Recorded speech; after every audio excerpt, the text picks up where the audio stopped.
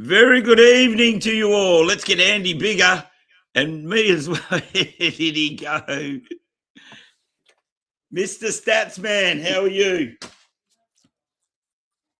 I'm well, Chop, and welcome back, everybody, to the episodes we've been loving so much from your feedback, chasing bags and waving those flags.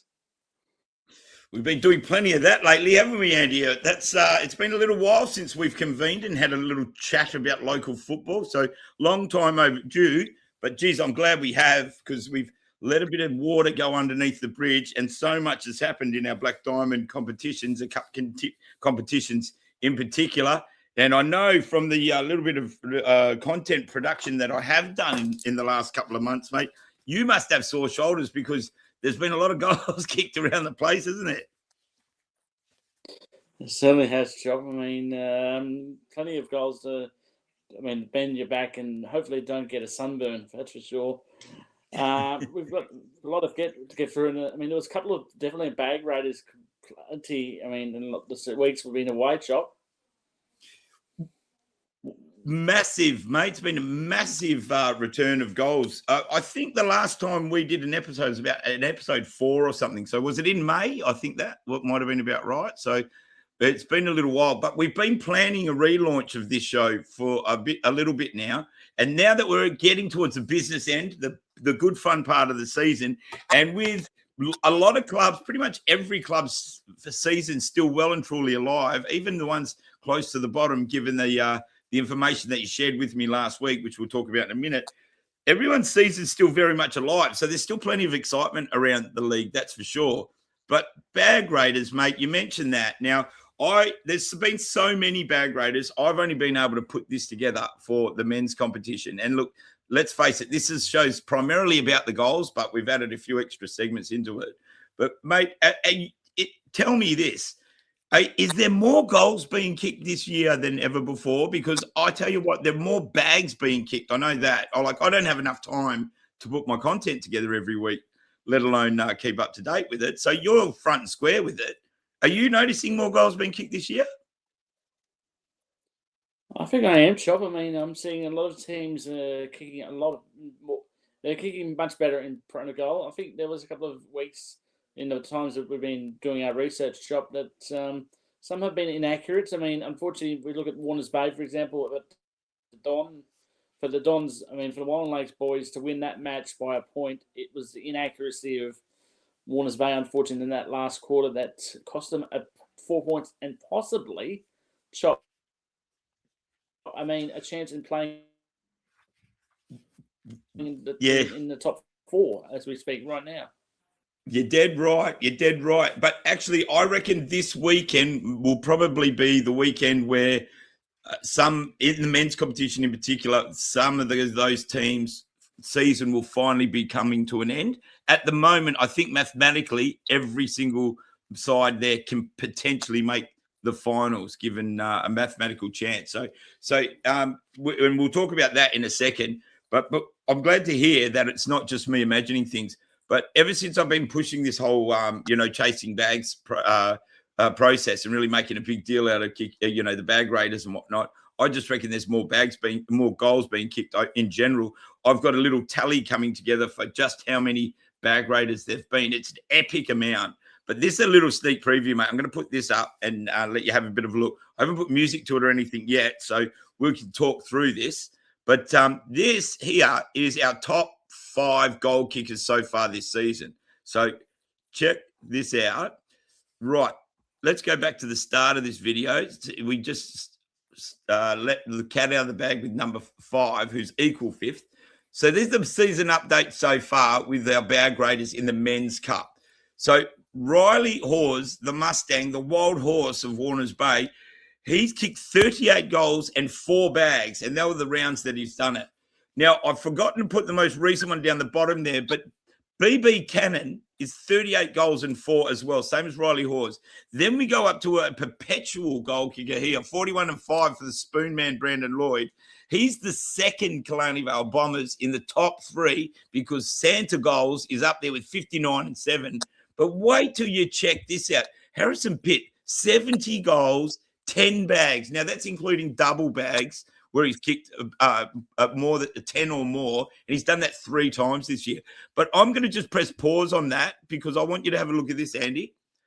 This is the goal kicking tally up to date as of round 13.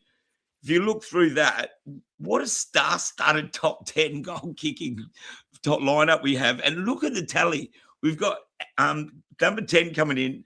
I've recently named Amazon Blackburn, just an absolute gem at Nelson Bay. And what an amazingly good bloke he is as well, as probably the best player in the competition. I reckon he could go very close to an Elliot Davey, and doing a great job there. He hasn't even kicked a bag, Andy, and he's on 21 in the top 10. And I think he plays out of the back line. And then from there, just watch it go up. They're only, you know who I'm talking about with those nicknames, don't you? Certainly do. I mean, I'm looking at these names. The big King Pong, the good Pong Grasic of Newcastle City, really looking well. Munzilla, I mean, he's only played a He kicked a bag trick, by the way. I think it was 9, 10, 11, rounds 9, 10, 11 before the bye, 3 straight. So that's a nice way to get Newcastle City on the bag list, isn't it? Certainly is. Munzilla, I mean, that we know that is injured, unfortunately, Chop. We had that game at Warners Bay where he only played, I think, about 10 minutes and then was off the field. So we hope that Munzilla, that you're all right. He's likely to kick a double bag or 2 in the last 3 rounds. Yeah, that's how good he's going this year, by the way. So don't count him out. So next after that, there's Max Quinlan, the Reaper, as the broadcaster calls him. I mean, there's been a few to queue. Well, I've got him as the Barracuda because he just hunts goals this year like a hungry predatory fish. I love it. He's having it. He got engaged before pre-season and he's having one of, if not his greatest season ever. And we absolutely love that because what a year for him to celebrate. Rep captain and getting engaged and married. So, and that's great news. And now he's just kicking bags left, right, and centre. So that's unbelievable. The Barracuda. I haven't heard anything back from him yet. I don't know if he likes it, but we're going with it. We'll go with it. The BB gun you witnessed at Nelson Bay last week, Chop. I mean, he kicked a stellar bag for the BB gun. Billy Barton. Absolutely. But did you miss someone there? One of our perennial favourites who, he hasn't featured in many bags this year, but it doesn't matter. He's sitting at 5th or 6th, just outside the top 5 with 1 bag for the year. But so good to see the tractor on there. It's harvest time for Jordan Deere. So you can imagine he's going to haul a few in, I reckon. Well, certainly hope so. And he hopes so. We've got to remind everyone of those top 10 there, Chop. I mean, if we've got a game that's on the scene, please make sure you do a goal celebration so we actually recognise it. Yeah, absolutely. Maybe do a signature move that's sort of reminiscent of these nicknames that we've come up, that I've come up with for you. But you probably hate them, but I love them, and it gets me going when I watch on the weekend. We watched. You moved on to the BB gun. He's upgraded. He's BB Cannon now. He gave us a goal celly on the weekend. We think it was the Jai Archer arrow, which was pretty good. Which we love that. So we love seeing that anywhere it is. But it was either that or he pulled out the BB cannons. But he can't do the BB guns anymore. He's bigger than that. We want something a bit more explosive from your Billy Barton. But that was great to see him still steering the Nelson Bay Marlins in the right direction. So, and they're looking very comfortable in 4th place at the moment on the actual live ladder now, Chop. We go to, the Mustang. We mentioned about the Riley Hawes factor at Warners Bay. I mean, he's kicking bags. He's kicked 4. I can't believe that, Chop. I mean, it was unlucky not to get a bag against Warren Lakes. So if he could have kicked a lot straighter, he would have been up there with the 5ers. He's just about been the most consistent goal kicker this year, Riley Hawes. He's kicked multiple goals, I think, in every one of his games this year. His biggest haul of 7. And for a guy, he's not a key power forward as such. He's just a robust, strong competitor. He plays above his size and loving his football at the moment.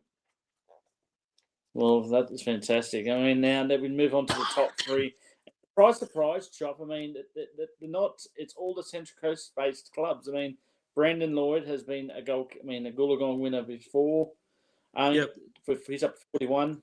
Santa Goals, I mean, has been the marquee signing, I reckon, in Kalani Vale's handbag, that's for sure. I mean, how many bags is the marquee signing amongst half a dozen marquee signings? That's a big call. We'll have to wait till the finals are played before we make that call.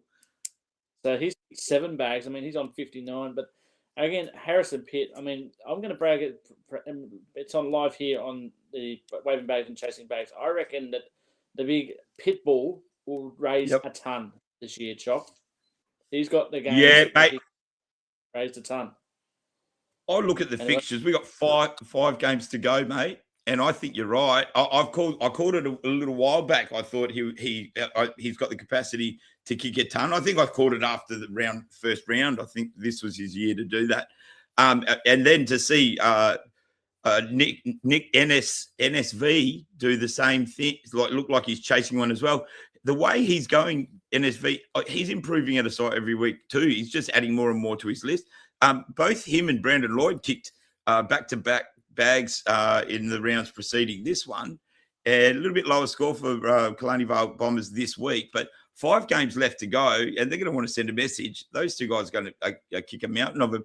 The ton might be a bit out of reach for Spoonman, but I've really enjoyed the role he's playing there, where he's not the pressure's not on him only as the power forward or the key target. He's playing way further up the field and doing some defensive work and stuff as well. So to be sitting third on that just goes to show how good he's going this year. Anyone who looks at that might think, he might be off the pace of what he's been in recent years. He's not. He's got a different role with NSV there, and he's doing it beautifully. Santa Goals is just a weapon. I tell you what a great find and great recruit to the competition. But Pitbull, mate, he's ridiculous. And the Terrigal Avoca are probably playing with a bit of a skeleton side at the moment. They have so many injuries. I got a game with them the other week, not the first grade, of course, reserve grade. And I had incredible statistics. I had 3 handballs, a drop mark, and I think I had a doggy royale at halftime. So I was pretty happy with that. It's about as good as it gets. But I got my Masters jumper on, so it means I'm not done yet. There's still some work to do this year, Andy Baldwin. Can I just mention this before we go any further?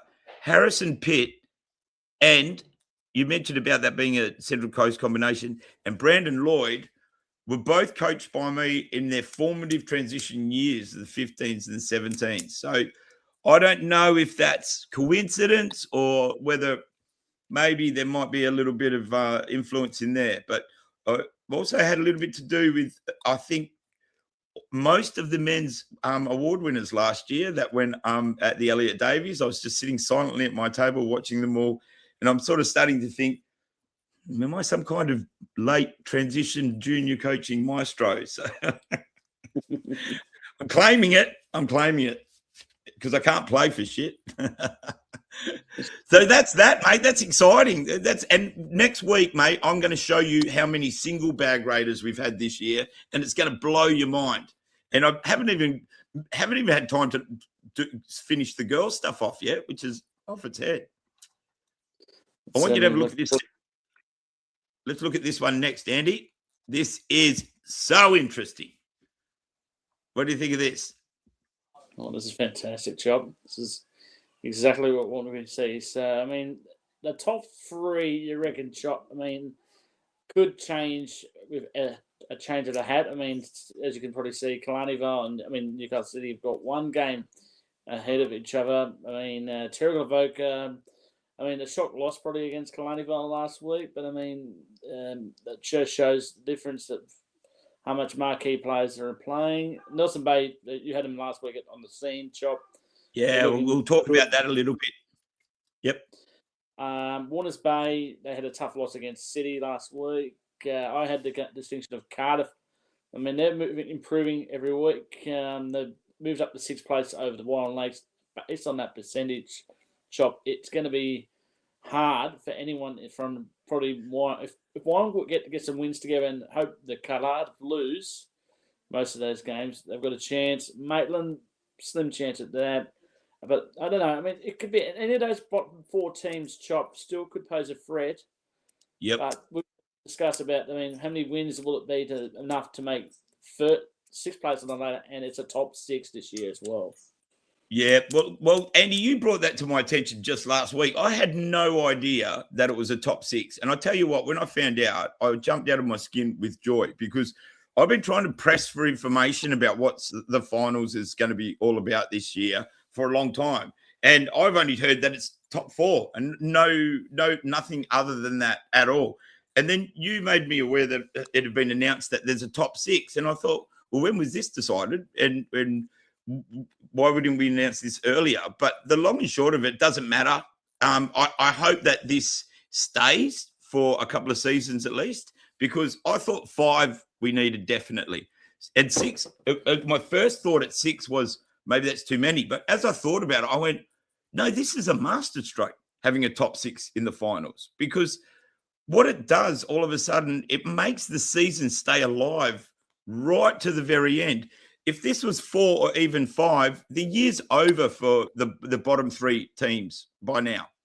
And it becomes a real hard slog for those clubs to try and generate motivation, keep players there for the whole rest of the year, and then see out the season. And that doesn't bode well for a flow on to the next season. So we've seen kind of a bit of a flow on effect for sides that are emerging and trying to get further up the ladder. But then if their season's over in July, it's really hard to motivate people to come back the following year. So now I look through the fixtures, mate, and there's no doubt the top 5 are playing finals. We know that because there's 6, okay, and they're strong competitors. And any one of those 5, regardless of where they're sitting right now or recent form, any one of those 5 can make the grand final and even win a premiership this year.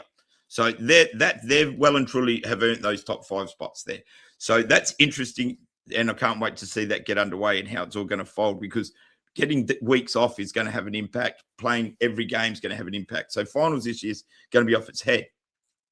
Then we go to the bottom 4 sides, which realistically, they're probably not going to last too far into the final series based upon performances this year. But as it stands right now with 5 games left to go and we go into this round, all of those clubs should be doing everything they can to have their players fit, ready to play, picking their best sides, training the house down, making their clubs feel amazing, and even, just whatever they can do to perform well this weekend, because this if they have a win, then they're alive for next weekend. So it's so exciting to see Cardiff, who have had a downtime, lost a lot of players, played the grand final a couple of years ago. They're on 12. Wyong Lakes are on 12. They've already surpassed this expectation for their first year in Cup. So congratulations to the Magpies, and may it continue. Whatever happens from here is a bonus for the Don Small crew, because that's outstanding. 3 wins in their first year back at Cup wouldn't have been expected. They probably, as much as they would have wanted it, they probably wasn't sure how well they'd go, especially after early rounds. But they've proven they're right up there, and that they just need to keep going. Maitland Saints, they've got the toughest run. They don't have anyone in the bottom 4 in their last 5 games. So they're going to have to play well above themselves to keep themselves in the mix. But the reality is they're still in the mix. And they also have a goal kicker that's in the top 20, which is the only one of those bottom sides who have that. And they've got 2 of the best midfielders in the competition there to drive them along. So there's still something to be excited for Maitland Saints. But my guess is they're going to have the toughest run home. Even the entrance Batter Bay have had a couple of tough weeks in a row, and unfortunately, they got the commentary coverage for both of them. They're shattered with injury right now. I've never seen so many stars injured in a football side. But if they beat Wyong this weekend, which at the beginning of the year they would have expected to, now it's going to be a tough game. They beat Wyong this week. All of a sudden, they're in a hot spot to play finals this year at the entrance Batter Bay.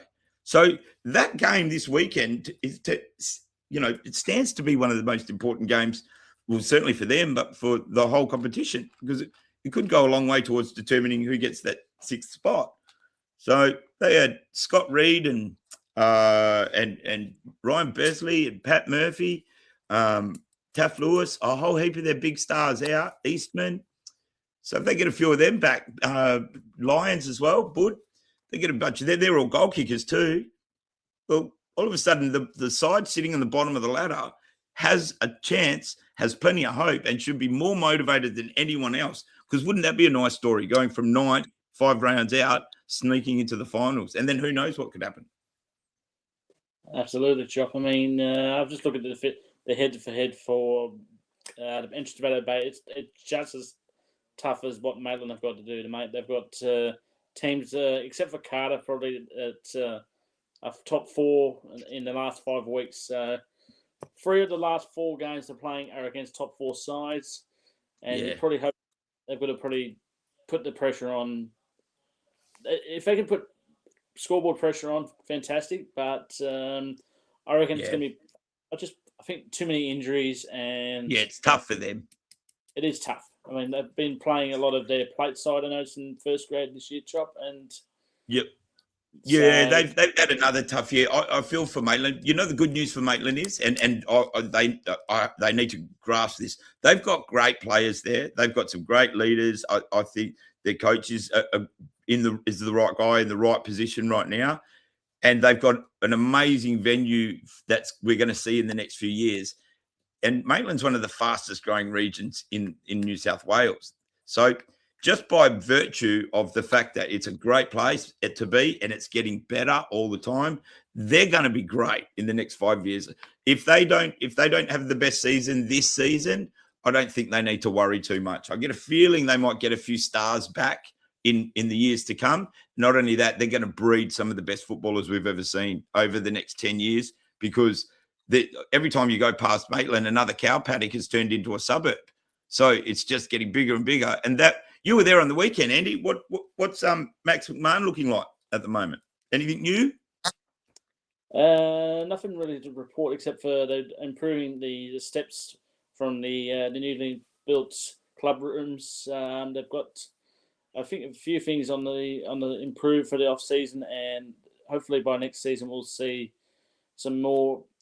I think they're going to do an administrative buildings up there at Max McMahon and probably the new scoreboard, hopefully, before the new season begins. Any sign of that commentary box that well, I thought that I talked them into building?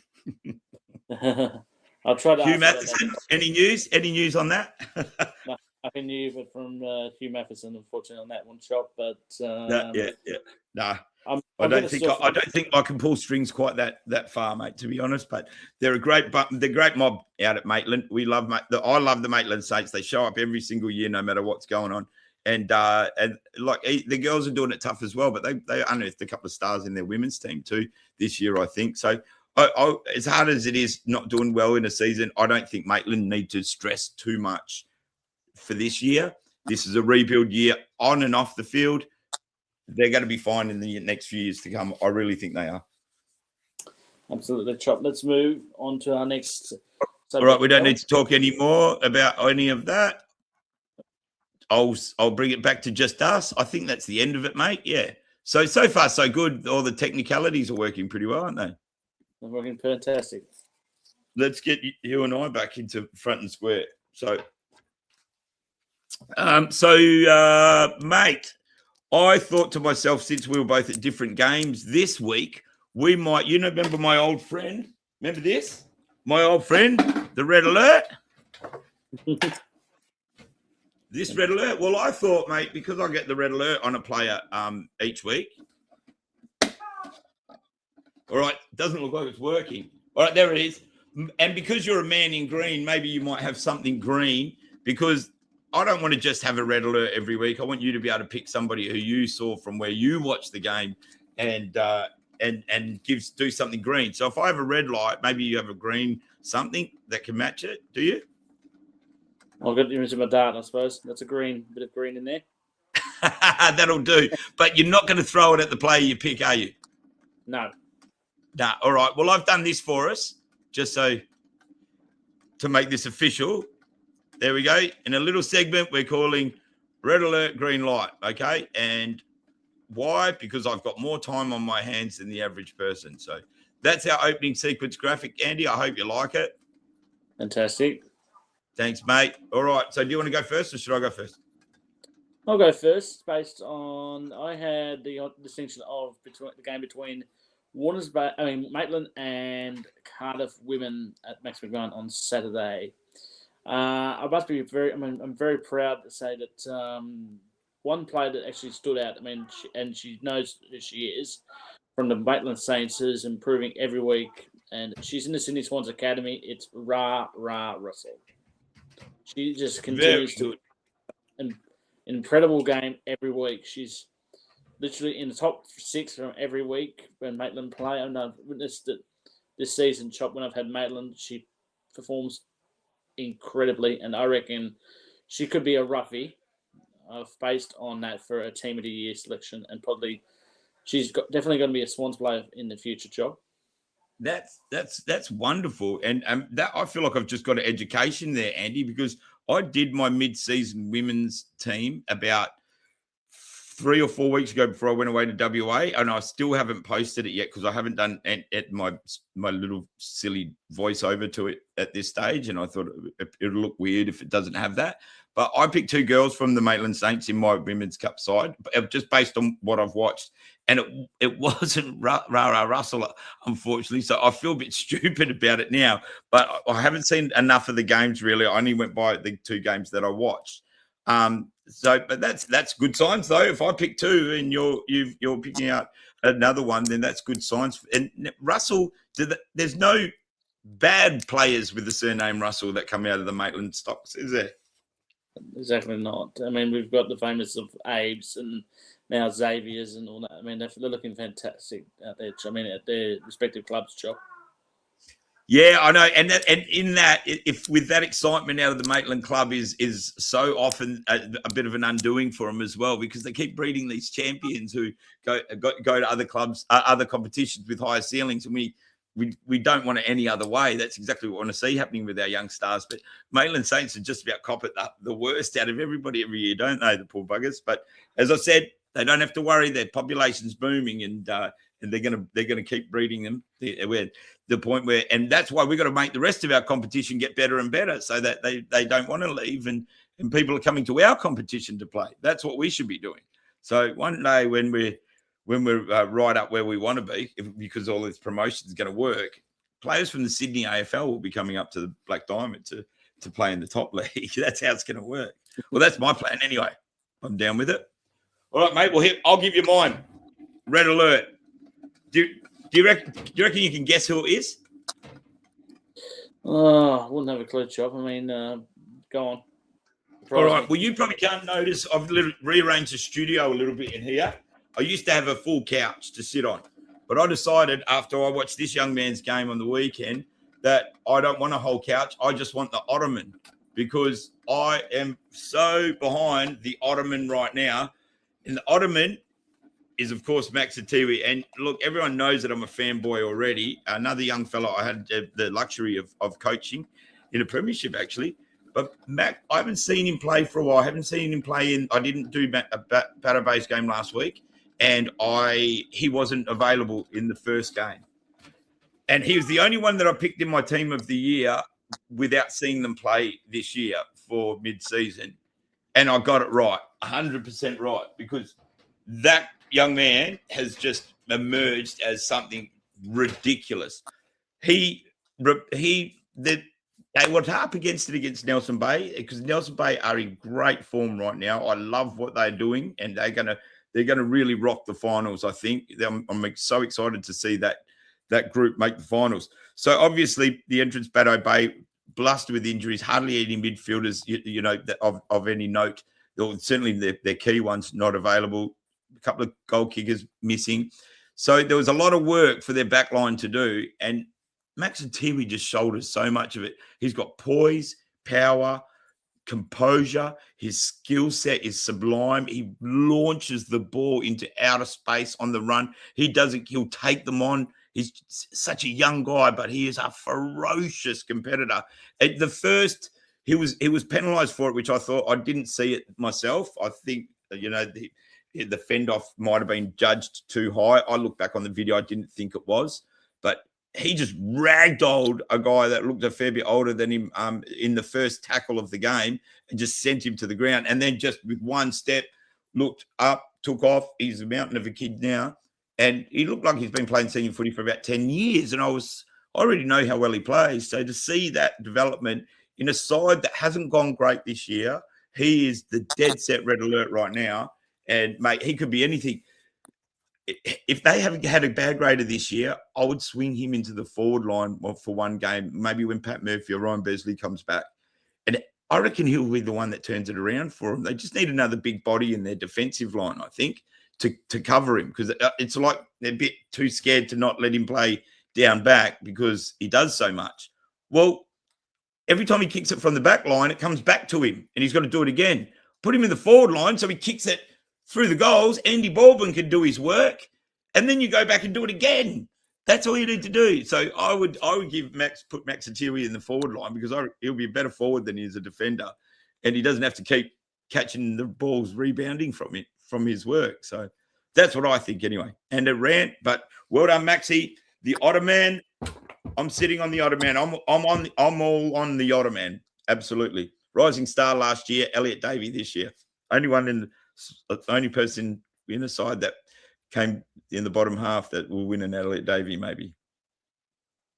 That's very brave of you, Chop. I mean, I think he's absolutely. I mean, he's won the Norwich. I mean, the young gun last year, and then I reckon he'll pull well again this year. I mean, he's going to be Sydney AFL. I mean, he might be. I mean, playing in Sydney AFL in the future, in the next couple of years. You're right. If I was the entrance Bateau Bay, I'd be preparing for a season without him soon, because he's too good for here. He's way too good. And I hate saying that, because I've been close to the entrance Bateau Bay Football Club in recent years, and I know a lot of the young guys there, and some of them even sort of came over there on account of me going there. So I want to see them do well. It's really important. So, and they will, because they've got plenty of other great players there. But Max, he's a star coming out of there. So. But he's a loyal kid too, really decent guy. So he could stay there too. But yeah, they've got a superstar. That's it. So that's my red alert, mate, for this week. Yeah, very nice job. Very good one. Do you know what else I enjoyed up at Nelson Bay? Mm-hmm. Something we don't make enough about. And then I'm going to introduce another segment here tonight, and I'm going to call it the Club, Grub and Social Hub. Because I think there's a couple of areas in local footy that we should talk more about. And we mention it every now and then in the broadcast. But this year, I've been absolutely blown away by not one, but 4 different canteens specialty on the menu that were just off their head. And I actually reckon canteen menus have dropped off in recent years. There used to be some really good things around the league. But I reckon lately canteens have been a bit, just cruising, coasting through the motions a little bit, not doing anything special. But there's a couple of great things around at local clubs at the moment, so much so that I just about do the commentary for free, so long as I get one of those treats out of the canteen. So have you stumbled across anything decent in recent times? I'll tell you what I'm talking about. It's the Nelson Bay Dim Sims. I'm calling them the Dim Nel Sims. That's fantastic, Joff. I mean, I like that. It's really good. Have you had it? Have you had it? I haven't been up at Nelson Bay for some time, Joff. I mean, I've got to look through my history books since the last time I was appointed in Nelson Bay. Up at Nelson Bay, for that matter. I've been there 3 times this year. Just up the road. I'm going to have to. Hey, Billy, can I stay at your place next time, or Wade, or Jada? Can I stay at your place if you've got a spare room? Because I keep going up there 3 times this year. It's a long hike. So there's a long hike. But I mean, let's just have a look at some other famous ones. I mean, we mentioned Chop. I think you mentioned on fair that we had the Doggy Royale at Feyenoord at the Kennel. I mean, that rates its socks off, and at a good price as well. Do you know who came up with that name? Hmm? Do you know who came up with that name? Oh, I wouldn't be surprised if it was the Diggers. The Digger. Yeah, it wasn't Diggs. It wasn't the Big Dig. Go again. You get a second guess. You can have a second guess. Oh. Is it a familiar player that's still playing first Black Diamond Cup job? He's definitely playing in Black Diamond Cup still, but he's not right now. Not at the moment. Well, Manzilla, of course. That's it, Manzilla. That's according to sources close to the bone. Pardon the pun, doggy bone. But yeah, Zach Munn's come up with the Doggy Royale, so the name, and it's great. There's a podcast called Doggy Royale podcast and everything. So Doggy Royale's going off. Touch of the pop fictions about it. I like it. So do I, Chop. I mean, have you got any other ones? I mean, we've got mentioned. I mean, it was the magpie roll. Magpie roll. Yep. The Wyong Lakes blew me away in many ways. When we went out to Don S'mores, my only trip out there so far this year, I unfortunately missed the second time round, and they had a wonderful win against the Doggies. Interestingly enough, which you mentioned a bit earlier.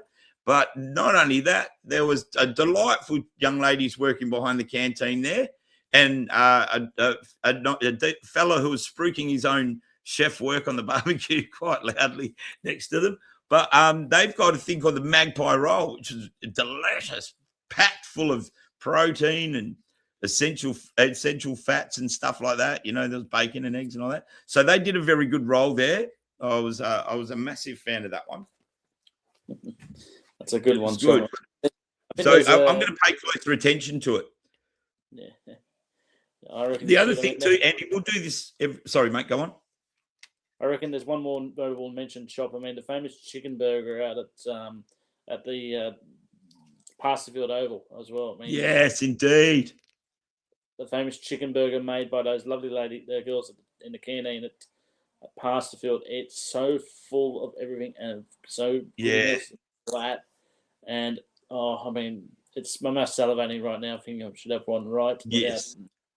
Do you know they're so good? I can't finish it in a half-time break, even if I get it right at the time. I've still got it when we go into the third quarter, and usually don't care. I keep eating it even while I'm commentating the game, but because it's delicious. And it's been around for a little bit too, that chicken roll, hasn't it? It's like it's starting to become well-known, a part of the furniture there at Pasterfield. So, yeah, I think the players might need to eat a few more of them out there, and that might be the key to getting them into that sixth spot out there at Pasterfield Oval.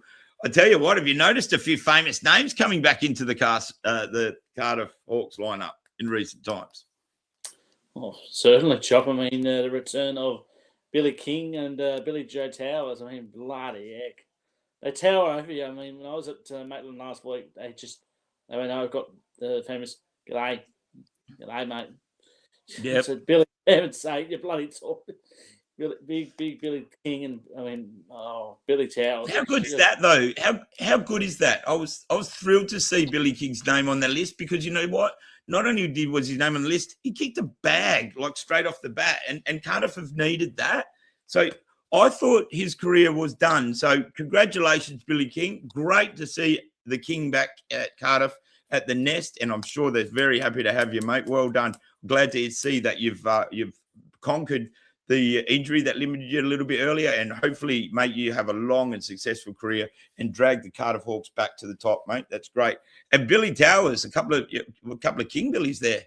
One literally a king, one a lord of a tower, I guess. So it's a good time to be a Billy and a goal kicker at this time of year, it appears. So if there's anyone going out there by the name William, shorten it to Billy immediately, and you're almost guaranteed to kick it back. Although Billy Towers hasn't kicked one yet, but he will. We know that. He'll kick one. Absolutely, Chop. Absolutely.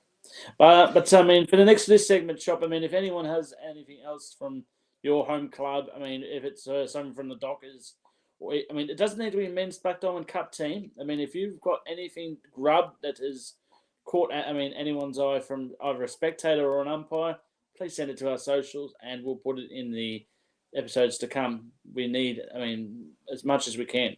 I heard that the Dockers are going to absolutely. do it.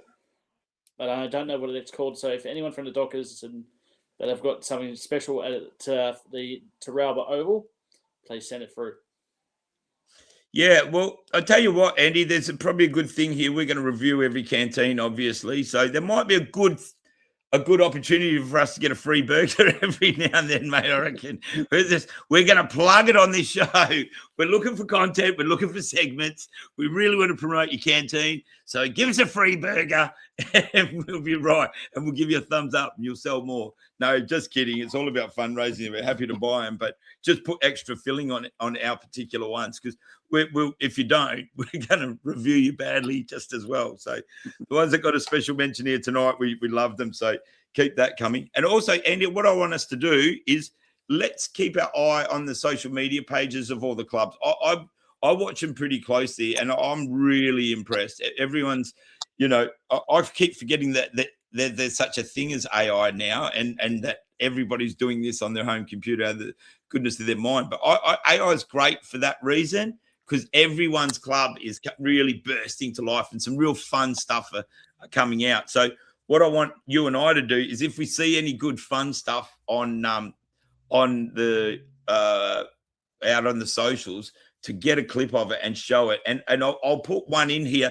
I'll have to edit in after the show. But so just pretend that we're watching this now from who I think is probably the quirkiest social media club. I don't have the clip, but I'm going to make it look like I press play, bang, and now it'll be on the screen. And check this out. I thought this was pretty funny, and got somebody quite famous in the AFL personality sort of realm involved, and they responded, and I thought that was very clever. So that kind of innovative stuff will get that club back firing up, maybe even in the top 6, believe it or not. So you don't know what I'm talking about, Andy, but just pretend that you watched it and nod and go, yeah, I couldn't agree more, Chop. Yeah, I couldn't agree more. Absolutely. The absolute best, mate. Does that count as a crack up? Did I finally get you to crack up? Not quite, Shop. I don't think you've No, got not quite. It's close. We're going to get that's so good, Andy. I love it. You're going to crack me up before you get me to the finals, Chop. That's for sure. Oh, will, mate. We're getting closer, aren't we? Every week we're getting closer. Well, we're doing this every week now, so it's important that people tune in and check that out. But that's something that we want. So if you've got something funny in particular online as well as in your canteen, send it through to either me or Andy, and we'll make sure, because this is just the first episode of the relaunch of waving flags and chasing bags. We got a few great ideas that we're going to do, which is going to make this little variety hour a hell of a lot more fun. It's going to inject a whole lot of enthusiasm and good times into the finals run. We haven't got long to go, only a few weeks. And we're going to have a few more extra bits and pieces that'll come in to it, including this little challenge, Andy. What about this one? Do you reckon they're going to buy into this idea? You know what I'm talking about, don't you? Yeah, absolutely. I'm going to just trying to find my thing here that I brought. Here it is. It fell off my chair before. So do you want to announce it? Do you want me to announce it?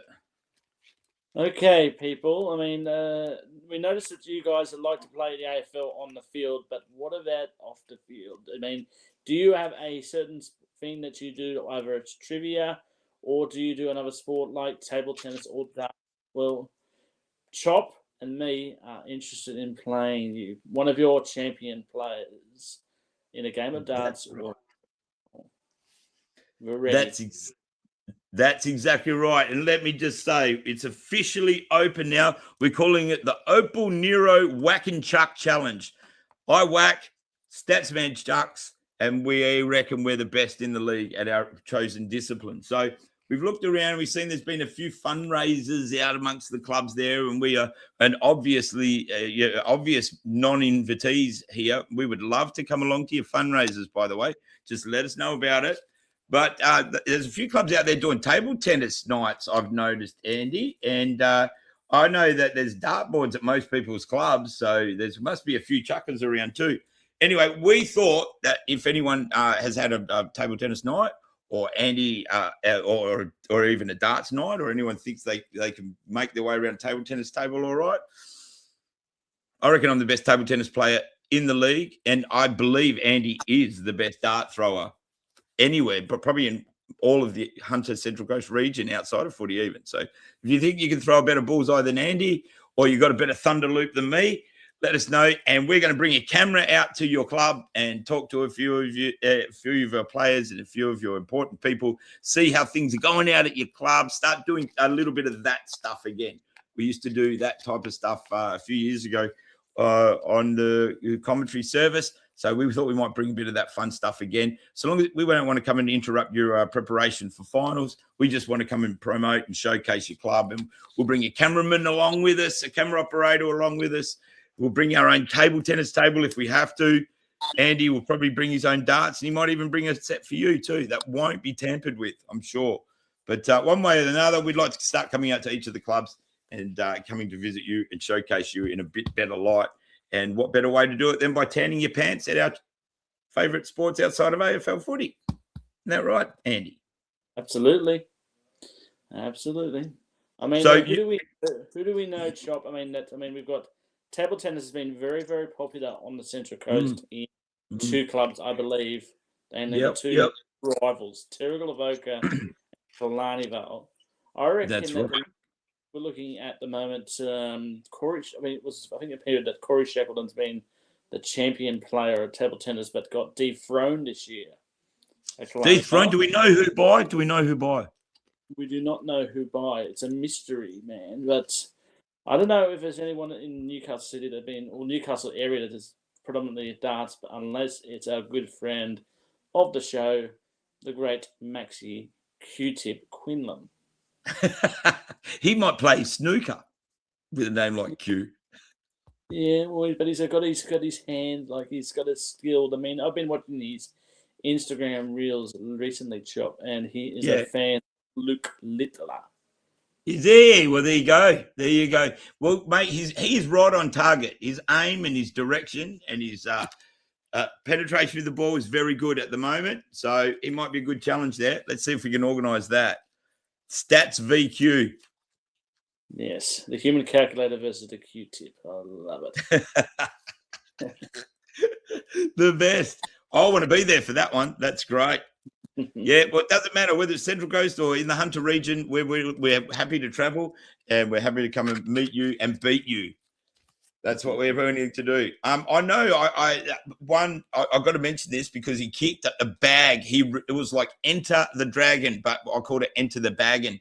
And it was Brandon Thomas who came back into the Terrigal Avoca first grade side 2 weeks ago for the broadcast.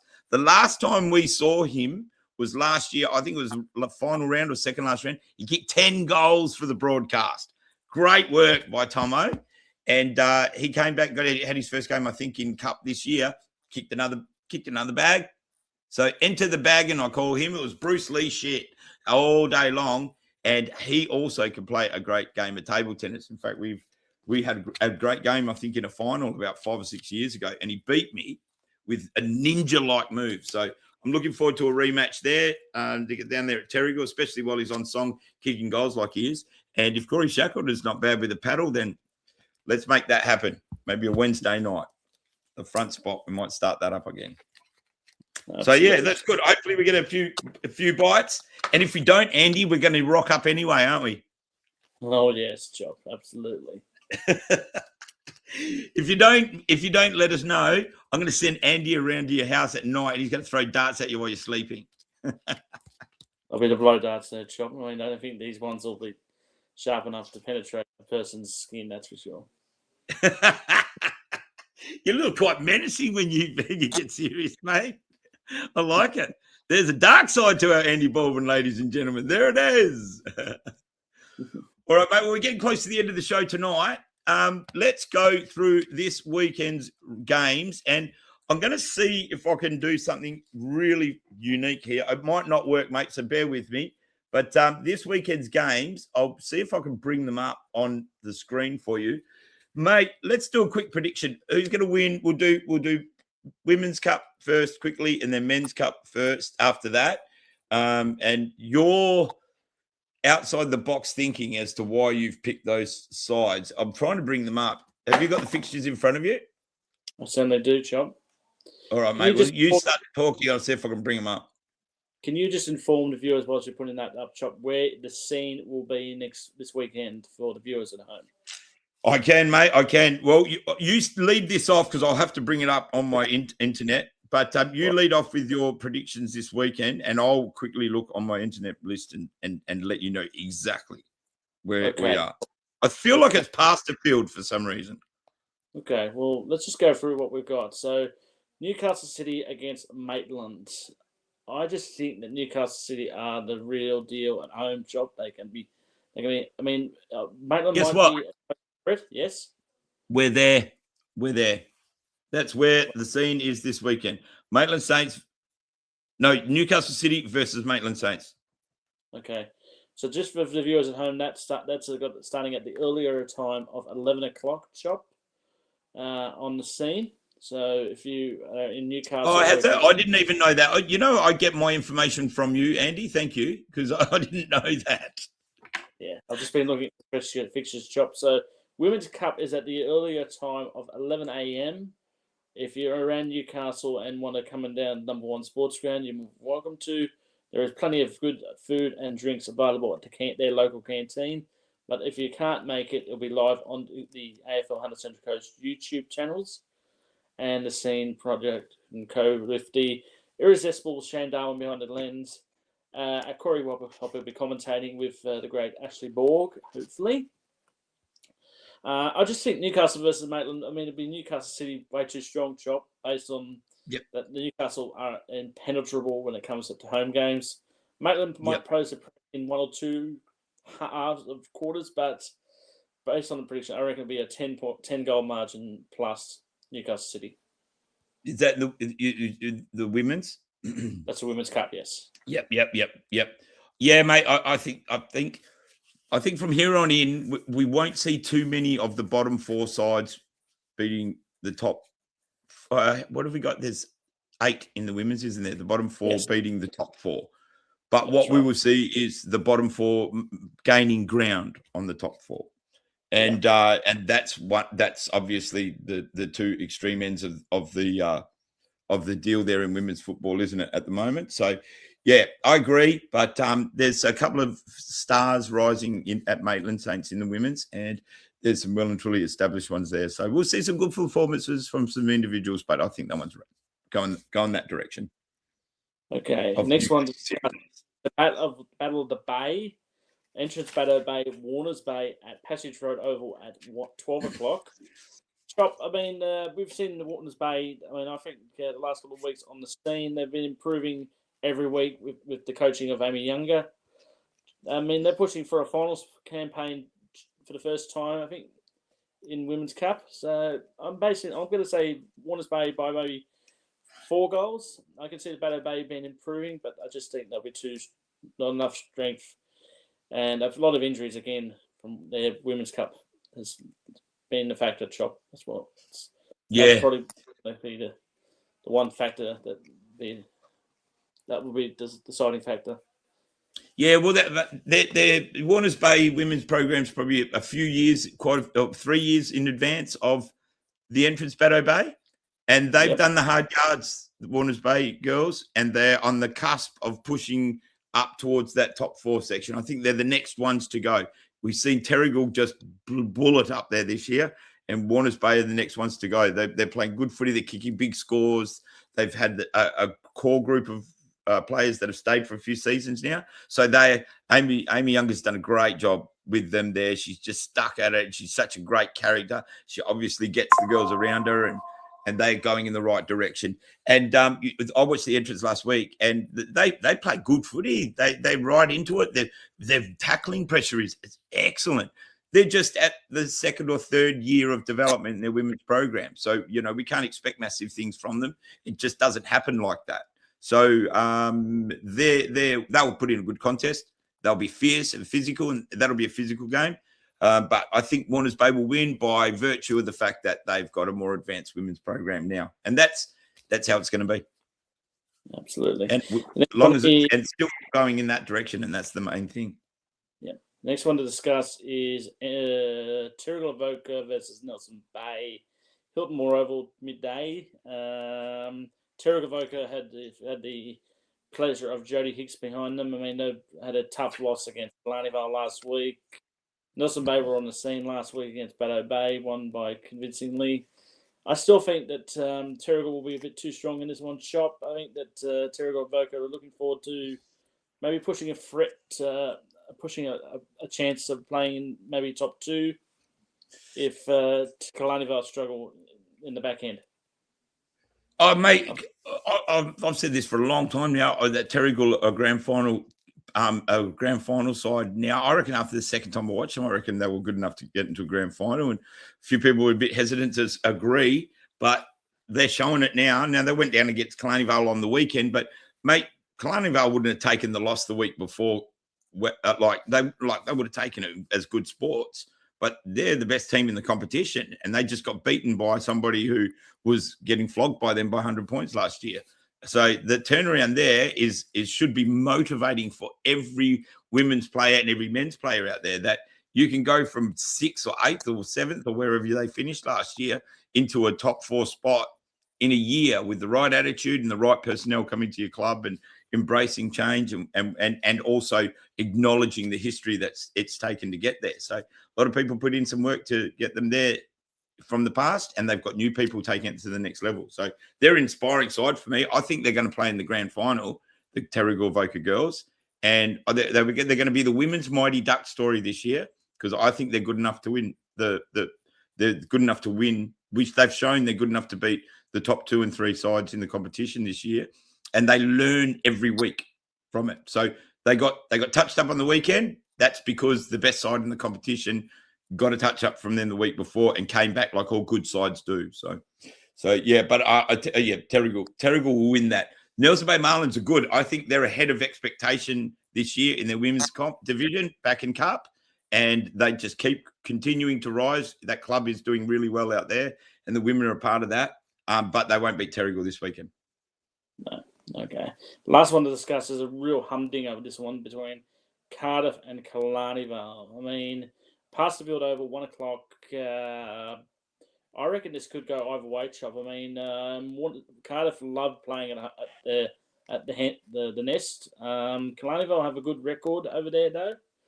It could be decided on how many. Well, if Mia Wilson can kick a decent haul, or will it be? I mean, Maddie Galagos didn't play on Saturday at Maitland. She had to play a make-up game for the Newcastle Jets, according to their coach. Did we check that, Andy? Was that official? Did we check that in the relevant publications? Yeah, I had to double check that, Chop. But I mean, how dare he steal one of our stars to play another code? I did have a chat with the coach. I did have a chat with the coach, and I said, I mean, he played really well in patches, and then I mean, today was a better performance than when they did against Warners Bay the week before. Mm-hmm. We gave credit to Maitland where they did good in patches, but I'm going to say an upset, Shop. I'm going to say Cardiff might beat Killarney Vale. Oh, Andy, well done. All right, okay. Yeah, okay, fair enough. They haven't lost the game all year until 2 weeks ago, and then bounced back with a win. But all right, mate, bold. I love bold predictions.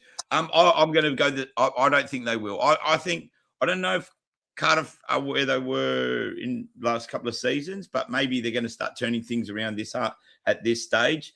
I don't know enough about Cardiff. I think I've only seen them play once this year. Perhaps they've still got some great names in there, but yeah, I think they might have in that terms of that top 3 that we've seen last few years.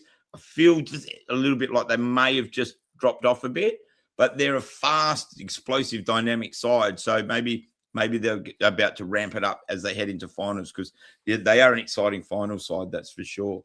But I think Killarney Vale Bombers, they're just so good all the way around. They're really well coached. Their program that has been good for a long time, and I say it all the time. So I think the Bombers are now going there after that little loss against the Terrigal for the little side from up the road. I reckon they're like, right, heads down, butts into gear, time to get ready for the finals. They know what they're doing. So yeah, I think they'll win. We'll divide on that one, Shop. So that's the Women's Cup. Let's move quickly on to Men's Cup, because the start is imminent, as we say. Yeah, but you know what? It's like soccer here, mate. It's like the World Cup, where it could go for 2 hours, even if there's been a winner technically decided hours ago. We'll just keep going until let's just put another +3 on it. Yeah, so we're into the stoppage time, or it's time on, as they call it. Yes, that's right, correct. So let's go for Men's Cup just quickly. Entrance Batter Bay, Warren Lakes, Passage Road Oval, 2 p.m. Chop, I mean, they played each other earlier in the year. Baddo Bay was the winners at Don Small Oval. You had them last week, as I said, on the scene. Warren Lakes just had a bye last week. Simon Smythe's doing a really good job with the return of the big key players of Kai McIntosh, Walsh, and Braden Toss. K-Mac and beat the tosser. No, I shouldn't say that. But beat Toss. I mean, they've got a very strong side at the Coma, but I reckon that Baddo Bay might push them again, Chop, and pose the threat that Warren Lakes were ready as well to make finals. That sixth spot, it could be the factor. Oh, mate, this is so important for these two clubs right now, especially right now. Right. The entrance Baddo Bay, 4th year in Cup, haven't really made any great upwards movement since year 1 in 2023, I think it was. Yep. They've had 3 senior coaches now, and I obviously know all about that, but that's not their fault either. It's just the way things work out. Had a lot of great players come and go through that process as well. And that I don't think that's the club issue either. It's just the way it is. Got some great juniors and have probably suffered a little bit with one of the few clubs that have suffered with the 18s competition coming in. But the truth of the matter is, if you've got to use all your 18s to flesh your best side, you're probably asking too much out of your under 18s players, and you risk burning them out. A couple here and there is good. They've got arguably 2 or 3 of the best players in the competition there, and they're nursing a lot of injuries. But to win this and therefore keep their season alive to perhaps play in that 6th finals position, they should be looking at that 6th spot as that's been opened up as an invitation for them to go for. They should be doing everything they can to get that 6th spot in the finals, because they're still the new kid on the block, even though Wyong's just come in and Nelson Bay just came back.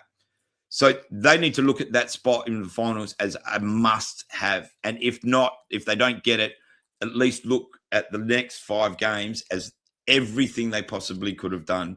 They tried to get it. So that means from the administration all the way down to the players. They've got a lot of injuries, so they're up against it. But if they manage to get into the finals from now, it would be a Mighty Duck story that could make that club for the rest of it. Right now, they're probably wallowing, do we want to stay in Cup? Do we want to stay in Cup? Yes, you do, no matter what.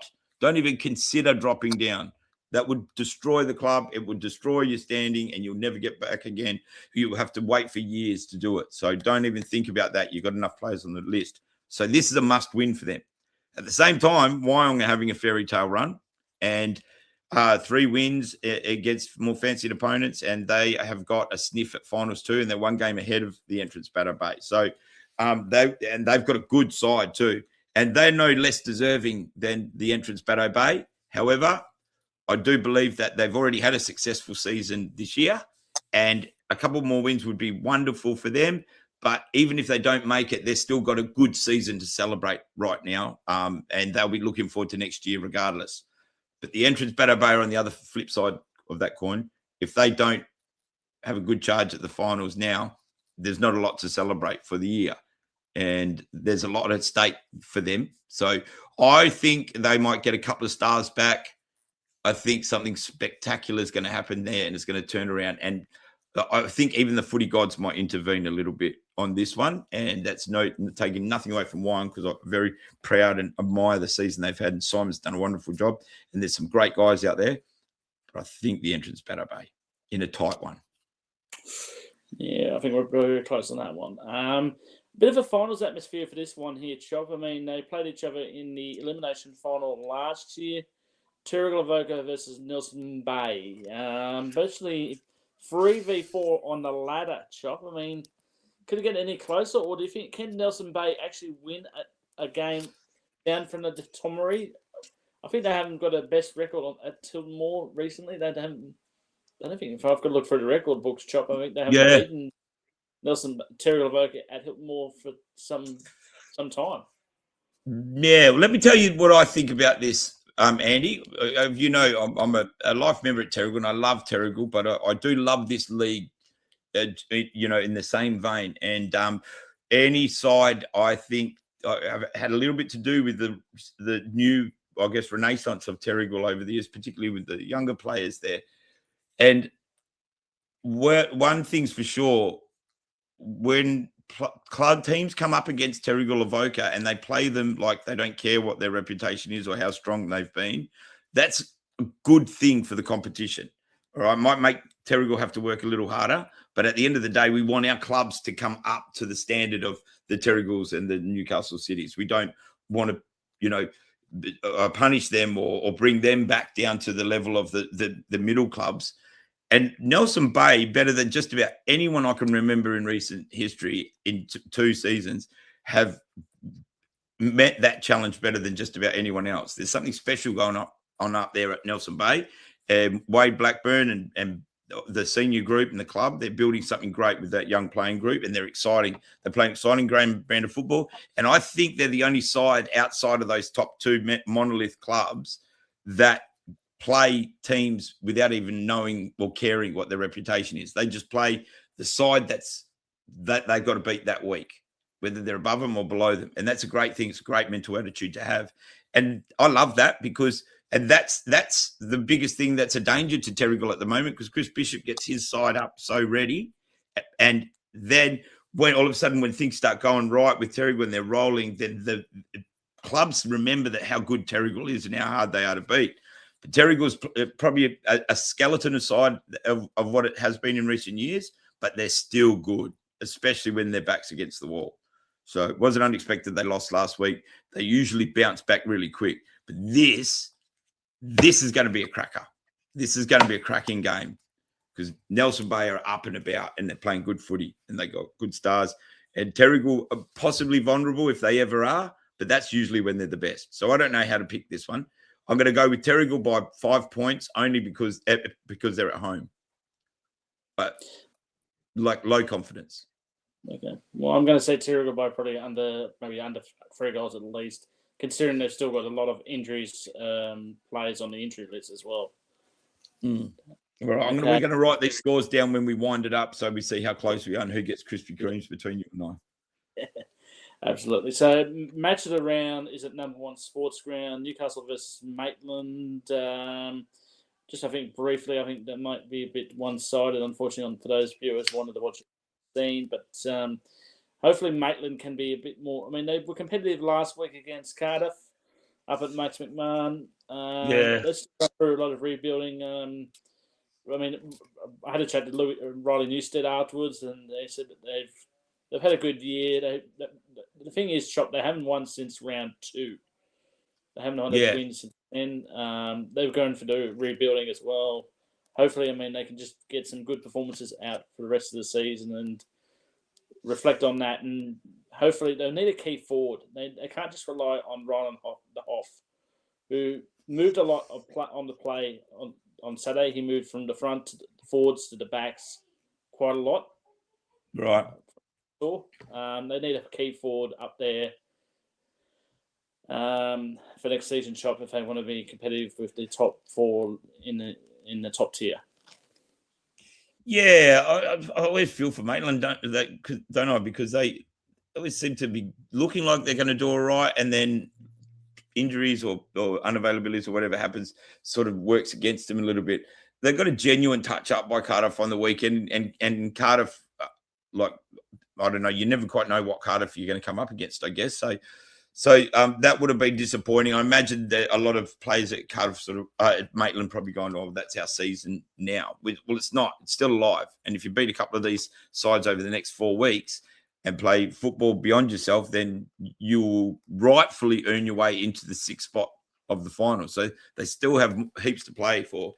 Right, they've got a bag smashing, bulky forward in Ryland Hoffman, who's still early in his career and could be anything as he goes on. And they get plenty of supply from the midfield. They've got a great backman in Welburn. Wally Pankhurst is playing good footy. There's no reason why they can't be getting better results, I guess, than where they're at. They've got a couple of key injuries like Charlie Walker and stuff like that, but they're still a capable side. I think they probably might be thinking that this year's done and let's start pushing our way towards next year when the ground's finished and all that, and that would make complete sense too. So that means Newcastle, who are for some reason undefeated on top of the ladder, but some reason are still flying under the radar, in my opinion. I just feel like people are looking at Newcastle, but they are on fire, mate. They have got in the top 20 goal kickers. I think they got 5 or 6 of them in there. Mate, and they're on to win. They want the premiership bad this year too. You can just sort of see it. So they're going to win this one easily. It could become, if Maitland don't like really turn up, it might become one of the big wins for the year. And I don't want that for Maitland at this stage of the year, but Newcastle flying along, and people really should have a look at how good they are right now, I think. In saying that, I love all the boys at the Blues, love all the boys and girls at the Blues, boys and girls at the Saints, but I wish we weren't commentating this game. I really don't. I love you all, I love getting out there and watching the games, but I don't want to travel to Newcastle to commentate this game. I've got no more here on the Central Coast, and I think the Terrigal game will be a great broadcast. Am I allowed to say this, Andy? Will this get me fired? No, I've been done worse. So I would love to do the Terrigal game, or I would love to do the Wyong Terrigal and Nelson Bay game, or I'd love to do the Cardiff. Let's do a viewer poll, Andy. Do you think? Let's do a viewer poll. Which one should we live stream? Should we live stream? Yeah, I think even the Wyong Baddo Bay game, that's going to be bumper. I think. Certainly would be. What would you vote for out of them? What would you vote for? There's still one we've got to cover, isn't there? There's still one more to cover, and that is game between Cardiff and Killarney Vale at the Nest at 3:00. Killarney Vale, had the easy win against them earlier in the year. Actually, no, come to figure it, John. It was a close game the last time these two played. It was at Envisage Property Oval at Tumbiumbi, and it was a wet old game that Killarney only won by a goal. So can Cardiff pose a threat? I reckon they could, but they've got some big. Yeah, go on. I reckon that's going to be a tougher task. You've still got to control the Sandigals effect, and probably, they've got players that can play all round the ground chop. That's KB. Yeah. They could be. I'm there about roughly to say that they'll win the premiership this year. Well, they've certainly gone after it, haven't they? There's something there's something that impresses me about the way Killarney Vale have gone about it. A lot of people go, well, they've got so many stars from all over the place. Well, you've got to look at it one of two ways. It's just good recruiting. It's just going and looking well outside the box, and every club should take note of what they've done and try and do it as well. Because if you're not building your juniors up, or you're not improving, or you're not stabilizing your playing group, you've got to look somewhere to motivate the players you've got, don't you? So I think Killarney Vale have actually done a great thing at the end of the day. I think if you want a premiership, you want to generate some interest and enthusiasm around your club, then you've got to think outside the box, and you've got to go for it. You really do. If you're just going to expect and hope stars are going to float into your club from elsewhere, you're kidding yourself. Doesn't happen. And if they do, well, that's the reason why we've got to play a point system, because they come in and they go to successful clubs, or they go to the clubs where the big area is. So smaller clubs have to think outside the box. That's what makes what Nelson Bay is doing really wonderful, really magical too, because I don't think they've looked too far beyond their own borders. They've just built a wonderful culture, I guess, there that everyone's buying into, wants to play for. And, having a little bit to do with Terrigal, they did the same thing. It was all about homegrown players as best as we could, because, people were transient in Terrigal. But anyway, I'm digressing. And that's why I got fired from the Wednesday night show, because I got off on track a bit. But that aside, I think Killarney Vale, you're right, they're out to win a premiership, and they don't give a shit, and they're coming good at this time of year, and the vibe is great. And Cardiff will put up a mighty fight, but they're just still a bit off their point of development. A couple of big stars coming back into their lineup, though. That's exciting. We love seeing them, and they'll probably put some of their best performances forward between now and the end of the year. But Killarney Vale won a premiership, and they're going to stop at nothing to try and get it. So Yeah, There's a so couple. I reckon They've got a couple Kalani of Titans to beat to get it, though, haven't they? Yeah, well, I reckon Kalani based on that, I reckon we'll win by 5 goals plus. Fair call, and I'd say the same thing. I think it'll be a 6-goal win too. Mark Sheether looks like he's settling into the knife. I'm going to call him the knife, Mark the Knife Sheether. So he's coming in, settling in nicely. So there's another prong. That's a genuine trident now. That attack, a trident. So looking forward to that. Well, mate, I want to say this, Andy. It's happened again. 3 games on the Central Coast. Oh, no, that one's at Cardiff, isn't it? Sorry. Yeah. Well, 2 games on the Central Coast, and I still don't get one here. It's unfair. Anyway, it is what it is. You can do what you've got to do. Yeah, maybe if the viewers can vote, we might be able to swing one to Springfield. Just trying. Eddie, finally, on a big note. This is on a serious note. We'll say good night on this, and I think you will be fine to agree. For those who don't know, our wonderful leader of the league moved on from a position a little while ago. I think most people are aware of it now, but I feel like not enough's been said or made of it, because Emily Brown was I don't know what her position was called. Was it community football manager or football lead or something like that?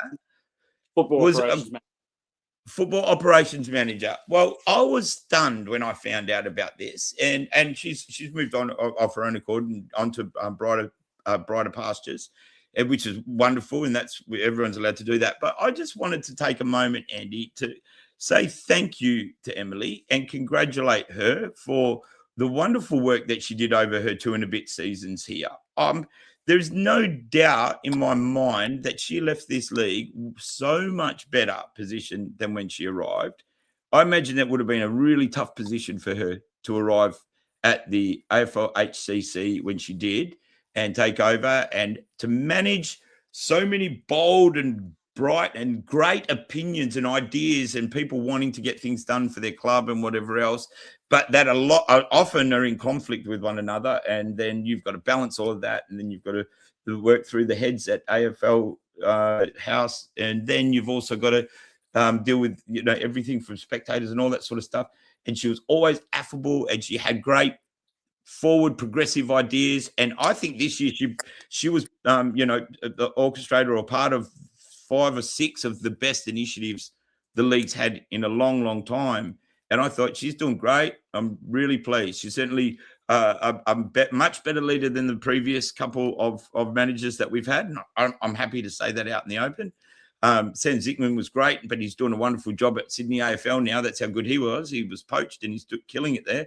But Emily, I didn't get a chance to catch you before you moved on, but I hope it works out wonderfully well for you. Thank you for your outstanding work and pulling so many things together for the league. I really enjoyed working with you, and very sad to see that you're gone. But no doubt you're got some wonderful things ahead in your future. And certainly from me, and I think I speak on behalf of most people in the league, thank you so much for your effort. You did a wonderful job, and we're very sad to see you go. So that's my little ode to Emily Brown. And if there's anything you'd like to say, Andy? No, I think you've covered it all. You've covered it pretty well, Chop. I mean, I'll just second whatever he said. I mean, she was a fantastic leader on and off the field. She did help us out a lot. I mean, she got rep footy back on the playing park. I mean, for us to play games, for both our men and women's competitions. Emily, thank you very much for all you have done, and we'll miss your company on and off the field, that's for sure. She got it from something like six men's teams to 9 men's teams. We got a new club in that period of time. And I know there's other people working towards those things as well, because it's a team effort with the admin. But I just feel like there's more harmony in this league than I ever remember there being while it's been under AFL jurisdiction. And I know we had a couple of big things like COVID and whatnot to deal with, but yeah, Emily definitely, I felt like she was steering it in the right direction, and she felt like she had some really great progressive ideas. So I think we've got a new boss coming in. I think the announcement, the appointment may have already been made, but I'm not willing to say anything at this stage because I don't know. I don't know what the deal is there. But no doubt, the new incumbent leader will be wonderful. And if they follow on from the great work that Emily did, then we'll keep heading in the right direction. And if they don't, well, I'll probably call them out on it and, let everyone know. But I'm very confident we're going to get a great new leader. And it's not me. Okay, so just relax. That's it. Anyway, we went way over time. Yeah, well, I think we've gone into a women's game here, Chop. So I'll blow the final siren, shall I? All right, mate. Blow the final siren, but it'll be tightened up as we go. We'll send it out in segments anyway. But, mate, You'll see. Everyone will love this, and it's going to go gangbusters between now and the final. Thanks, mate. Love your work. Thank you. That's our siren. And, all right, mate. So, and if any, as I said, just remember, anyone who wants to ask any questions about our show, send it through to our socials, and we'll look forward to seeing each other next week. Yep. Send it to Andy first, because I rarely check my phone, to be honest. I'm useless with it, but Andy does, and he'll forward it to me. All right. Love you, everyone out there, and thanks for joining us tonight. We'll see you again real soon. How good is footy? It's good to be back.